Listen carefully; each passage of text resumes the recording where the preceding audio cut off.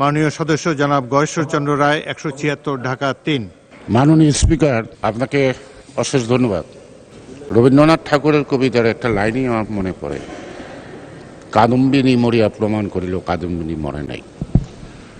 মাননীয় স্পিকার, বেগম খালেদা জিয়া মরিয়া প্রমাণ করিয়াছে তিনি মরেন নাই। মাননীয় সদস্য, আমরা শহীদ এই শহীদ অর্জনকে জুলাই সামনে যোদ্ধাদের নিয়ে, ব্যাপারে শোক প্রস্তাব আলোচনা করছি। আমরা এই মহান সংসদে আপনি কি জুলাই যোদ্ধাদের ব্যাপারে কিছু বলবেন?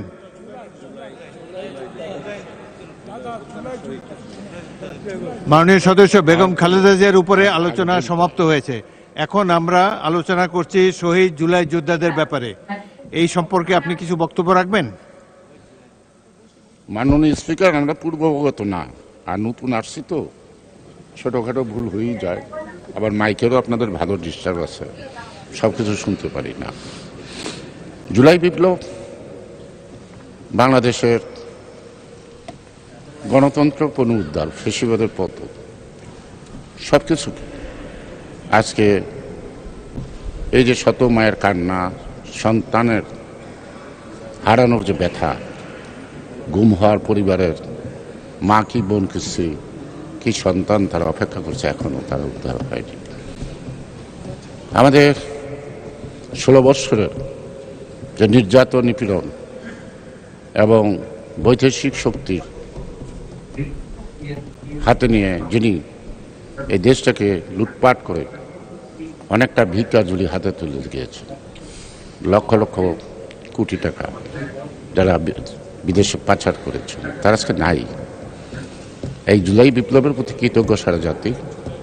এই বিপ্লব যারা সংগঠিত হয়েছে তারা ইতিহাসের পাতায় মহাবীর হিসেবেই অন্যান্য বীরদের মতো তাদের স্থান থাকবে, এটাই প্রত্যাশা করি।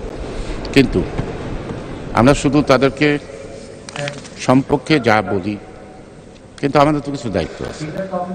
তারা এই বিপ্লব ঘটাইল, এই বিপ্লবের পরে জাতি কি আশা করে, কি প্রত্যাশা করে, সেই প্রত্যাশার ব্যাপারে আমরা কতটুকু ঐক্যমত, এক পথে চলতে পারবো।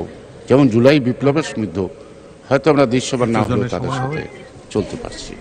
অর্থাৎ এটাকে সফল করার ক্ষেত্রে আমার দলের পক্ষ থেকে আমার তখন তিনি বিদেশ, আজকে মাননীয় প্রধানমন্ত্রী জনাব তারেক রহমানের সাথে এই জুলাই বিপ্লবের পিছন দিক থেকে আমাদের যতটুকু দায়িত্ব ছিল অতটুকু দায়িত্ব আমরা কৃপণতা করি নাই।